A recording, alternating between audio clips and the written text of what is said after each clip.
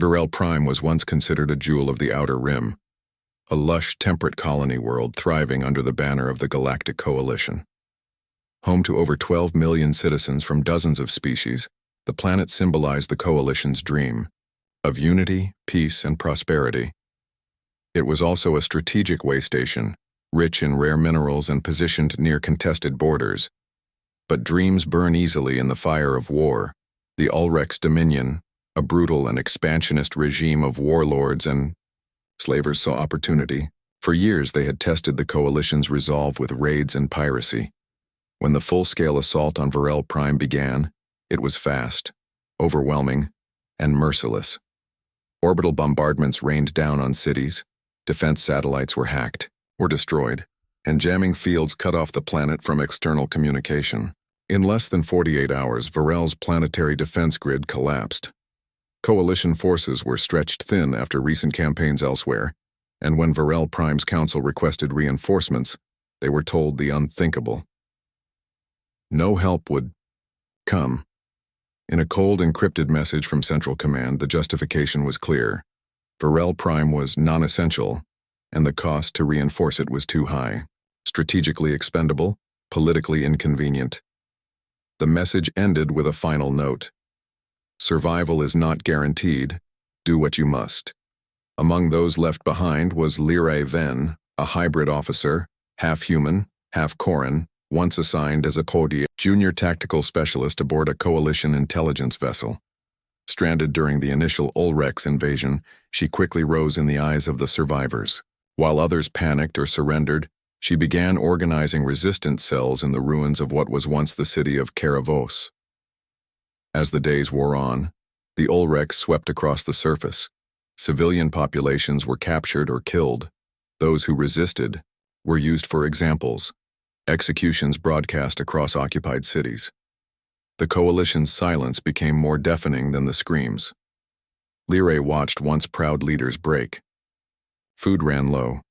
Medical supplies dwindled.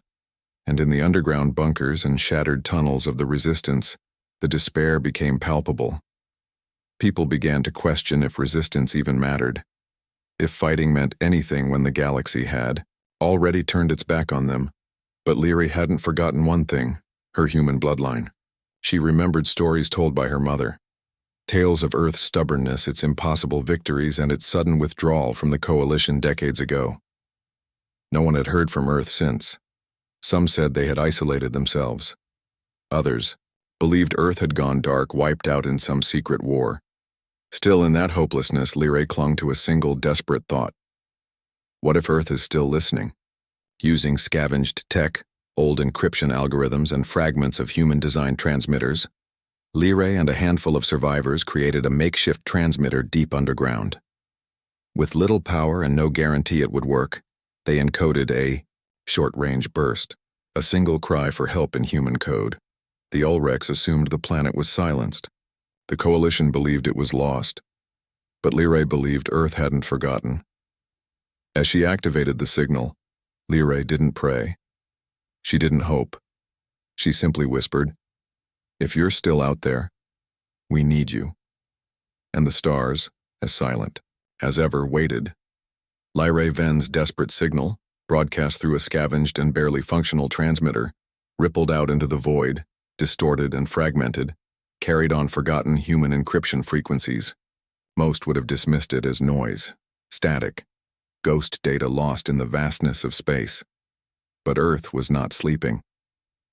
Deep beneath the icy crust of Europa, hidden within the solar system's most secure vault, lay listening post Epsilon 9, an autonomous, AI Sentinel network Earth had seeded across the stars before withdrawing from galactic affairs. For nearly 30 years, Epsilon 9 had operated in complete silence, its sole mission: monitor any and all human-coded transmissions, and report only when criteria of extreme urgency were met. When Lyrae's transmission reached it, broken, weak, but undeniably human, it activated a dormant protocol, Code Solstice. Thousands of light-years away on Earth's orbital defense station Argent Aegis, alarms that hadn't sounded in decades suddenly roared to life. Military systems snapped into motion. Within minutes, Fleet Marshal Roan Vega, commander of Earth's Silent Armada, stood before the decoded message. The content was chilling. "This is Officer Lyrae Ven. Varel Prime has fallen. Ulrek's forces are culling survivors. The Coalition has abandoned us. This is a human priority distress signal. If anyone from Earth hears this, please, help us.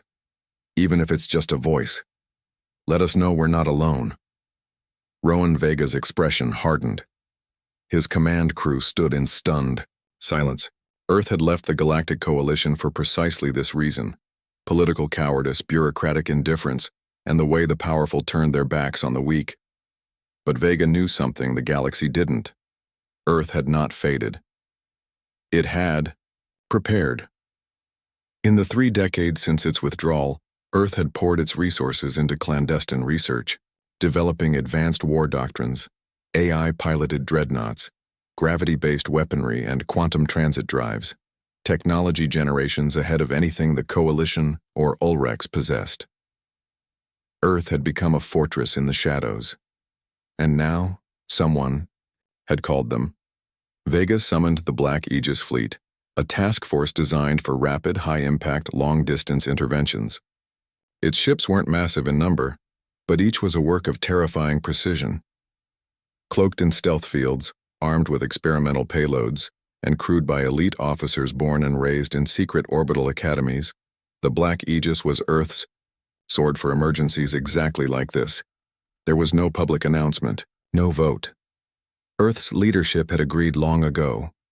If one of our own ever cries out, we answer. As final coordinates were locked and the last systems prepared, Vega looked out over his flagship, ENS Revenant, and said the words that would reignite fear across the stars. Plot jump trajectory to Varel Prime. No delays. No survivors left behind. In deep space, the fleet moved in perfect silence, faster than light, undetectable to conventional sensors. Not a soul in the galaxy knew what was coming. Back on Varel Prime, Lyrae's signal transmitter burned out. She slumped against the wall, exhausted. Around her, survivors tended to wounded comrades, thinking the message had failed. But above them, far beyond the reach of their eyes, something had heard, and it was on its way. The skies above Varel Prime remained deathly still, an oppressive, empty canvas scarred by smoke trails and the shattered remains of orbital platforms. Survivors on the ground clung to the ruins of their lives, unaware that the void had already begun to stir. The Ulrex Dominion, confident in their swift victory, solidified control over the planet. Their commanders established fortified garrisons in every major city, converting refugee centers into prison camps. Civilians were sorted into labor or disposal units. The resistance, under Lyrae Ven's leadership, had dwindled to scattered cells operating deep underground. Supplies were critically low, morale was even lower, and hope, what little remained, was evaporating by the hour. Even Lyrae's inner circle began to crack. Arguments broke out among her lieutenants. Some wanted to launch a final attack, others to flee into the wastelands. Lyrae herself struggled to maintain authority, haunted by the silence that followed her transmission. Had the message failed? Had Earth truly turned its back, just as the Coalition did? But far above the planet, hidden in the folds of subspace, the Black Aegis fleet had arrived. Cloaked in advanced distortion fields, the Earth fleet remained invisible to Ulrex scanners. They observed from the shadows, mapping enemy positions, analyzing troop deployments, and identifying strategic strike points with AI precision. Each ship fed data into the Earth fleet's battle network, syncing seamlessly. This wasn't war by desperation, it was war by design. The flagship ENS Revenant, an obsidian spearhead of Earth's finest technology, hovered silently in orbit. Aboard it, Fleet Marshal Roan Vega and his War Council reviewed the status reports pouring in. Planetary shields are gone. Ulrex fleet presence, minimal. Ground control is fragmented. They're overextended, one AI advisor reported. Recommended action? Vega asked. Surgical incursion, coordinated ground shock and orbital precision strikes, minimal risk to non-combatants. Vega nodded. Earth didn't do showy invasions. or propaganda wars. They delivered results, and they did so with terrifying efficiency. Back on Varel Prime, Lyrae led a nighttime scouting mission into the ruins of Caravos. She moved like a ghost through rubble, evading Ulrek's patrols, scavenging medical supplies. She had no way of knowing that overhead, invisible to all sensors, Earth's most lethal warships were watching her every move. The galaxy still remembered Earth as a member of the Coalition, a stubborn, noisy species that caused trouble in political chambers, but rarely tipped the scales. What it didn't realize was that Earth had used its isolation to evolve, to sharpen, to prepare for a moment like this. And now, the shadows moved. Earth's drop-shock battalions prepped for launch. Their weapons hummed with silent energy. Orbital, strike packages locked onto Ulrek's command centers. AI warships calculated every angle of impact down to the molecule. Still, the world below remained unaware. The Ulreks feasted on their false victory. The Coalition remained silent. And the Resistance buried itself in the cold dark of despair. But above the stratosphere, Earth's blade had arrived, and the time to strike was near. The dawn that rose over Varel Prime was quiet, eerily so. The air shimmered with the heat of burning cities, but the sound of gunfire had faded. Ulrek's forces believed the Resistance had finally broken. They spent the morning celebrating in fortified plazas, confident the planet was theirs. They had no idea that their countdown had already begun. Above the planet, unseen by any eye or sensor, the Black Aegis fleet floated like phantoms in the upper atmosphere. Inside the flagship ENS Revenant, Fleet Marshal Roan Vega stood on the bridge, face lit by the holographic render of Varel Prime's surface. "Execute Strike Protocol Aegis 1, he ordered calmly, and the sky tore open. It began with light. Searing concentrated beams of graviton-laced plasma sliced down from orbit, targeting Ulrek's command hubs, shield generators, and communications outposts. They struck simultaneously across the planet, each one a scalpel, not a hammer. No wasted energy. No civilian casualties. Just precise, world-shaking devastation. In the capital city of Dral 7, Ulrek's generals screamed orders as their fortified tower erupted in a white-blue pillar of fire. In the western quadrant of the continent, prison camps were vaporized, yet somehow the prisoners survived, the AI having calibrated each strike to surgically destroy guards and weapons caches alone. In the sky, Earth's ships finally decloaked. They didn't resemble the crude gunmetal hulks of the Coalition, nor the jagged bone-like ships of the Ulreks. They were smooth, angular, and pitch black, like the void had grown blades and come to life. One by one they emerged from stealth and positioned themselves over major cities, casting vast shadows over the stunned occupiers below. Ulrek's soldiers panicked. Some opened fire on the sky, their weapons bouncing harmlessly off the ship's kinetic barriers. Others fled into underground bunkers, screaming that the ghosts of Earth had come for them. And they were right. From the underbellies of the warships, drop pods rained down, piercing the sky like meteors. They struck with thunderous force, opening instantly as Earth's shock troops spilled into the chaos. Clad in adaptive nano-armor, wielding weapons decades ahead of anything in the sector, these soldiers weren't just soldiers, they were living storms. The Resistance couldn't believe their eyes. Lyrae Ven, hiding in a collapsed subway tunnel, with wounded fighters, looked up as the ceiling above her glowed. A sleek black pod slammed down just meters away. Its hatch hissed open, revealing a human soldier whose armor shimmered with active camouflage and thermal shielding. He extended a hand. "Lieutenant Ven?" he asked through a filtered comm. She nodded, stunned. "We got your message." Impact of those words nearly dropped her to her knees. Across Varel Prime, Earth's forces moved with calculated fury. Every engagement lasted seconds. Ulrek's resistance was scattered, confused, utterly unprepared. Civilians emerged from hiding to see towering warships overhead, not bombarding them, but defending them. The sky, which had so long been a symbol of fear, now burned with hope. Humanity had returned, not with diplomacy, not with apologies, but with warships, and they weren't leaving without their people. The battle for Varel Prime had erupted into a symphony of destruction and liberation.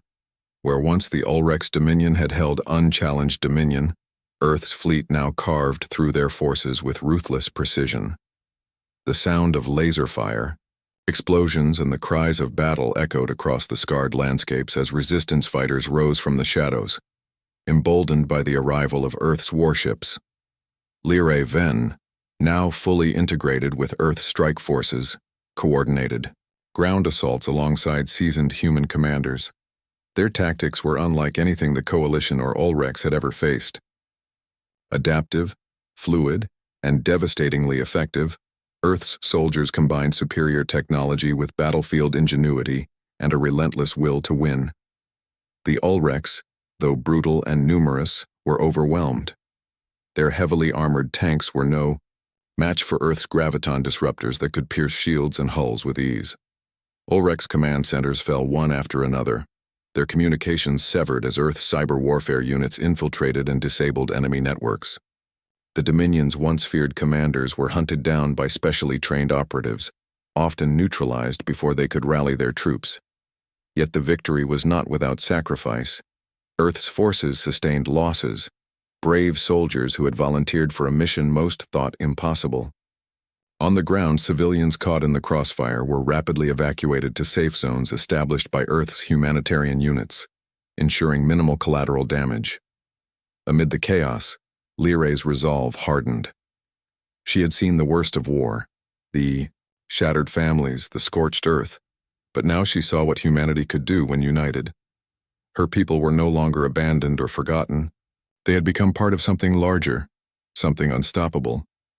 The tide turned decisively during the liberation of Dral 7, the planet's capital and the heart of Ulrex control. Ulrex forces mounted a desperate counterattack, deploying experimental biomechs, gigantic biomechanical war machines fueled by alien technology. The city streets became a battleground of steel and plasma, as Earth's infantry and armor clashed with these monstrous foes. In the thick of battle, Lyrae led a squad tasked with disabling the biomech command nodes. Using cloaking technology and enhanced agility, her team infiltrated the enemy's defensive perimeter. They planted EMP charges at critical points, shutting down the biomechs and turning the tide of the fight. The fall of Dral 7 was symbolic. It shattered the Ulrex's grip on Varel Prime and ignited uprisings across the planet. Resistance, cells inspired by Earth's intervention, surged forward with renewed ferocity, liberating cities and towns block by block. However, even as victory loomed, Fleet Marshal Rowan Vega warned of a greater threat.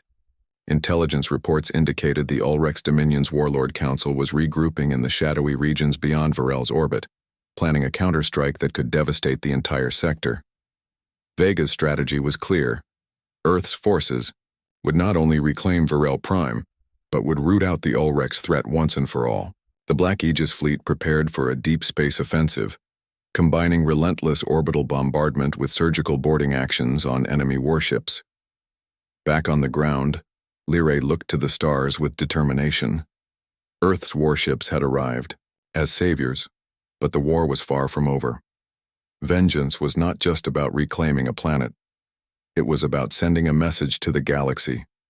Humanity would never be abandoned again. The battle for Varel Prime had been won, but the war was not yet over.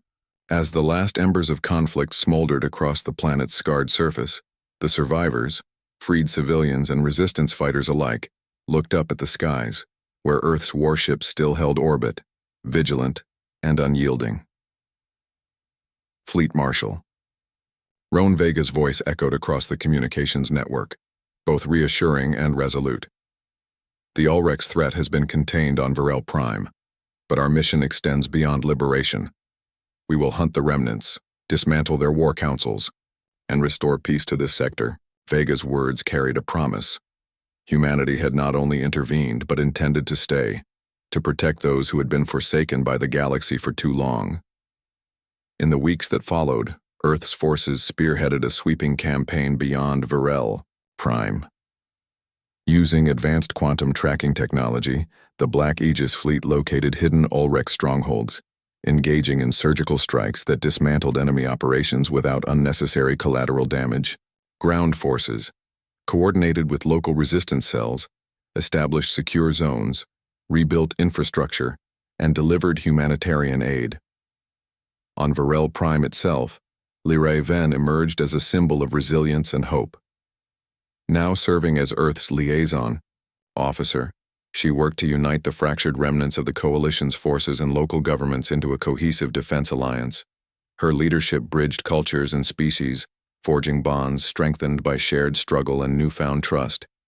Earth's arrival had shifted galactic power dynamics. News of the Black Aegis fleet's intervention spread swiftly, sending shockwaves through Coalition leadership and Ulrich's command alike. Many former allies viewed Earth's bold action as a challenge, a reminder that humanity could no longer be ignored or underestimated. At the same time, Earth's governments faced a difficult choice, whether to rejoin galactic politics openly or to continue their policy of measured intervention from the shadows. The answer was complex. Earth's populace, long wary of alien entanglements, debated fiercely. Yet the undeniable success on Varel Prime stirred pride and a renewed sense of purpose.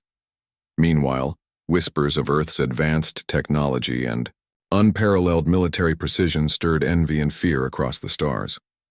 Some factions sought to forge alliances with Earth, hoping to share in their resurgence. Others conspired to undermine or attack, fearing the rise of a new dominant power. For Fleet Marshal Vega and Lyrae, the future was clear. Humanity's role was no longer that of a hidden observer, but an active protector and leader in galactic affairs. The galaxy was vast, filled with threats and opportunities, and Earth would meet both with unwavering resolve. The closing scenes on Varel Prime captured a poignant moment. Survivors gathered beneath a newly raised flag, a symbol combining Earth's emblem with the colors of Varel Prime. Children played amid reconstructed streets, and soldiers stood watchful but hopeful. As the sun set over the reborn world, Vega and Lyrae shared a quiet moment aboard the ENS Revenant, gazing out into the stars. They knew this was only the beginning. The galaxy had witnessed Earth's return, not just as a distant power but as a guardian, and with that, a new era dawned.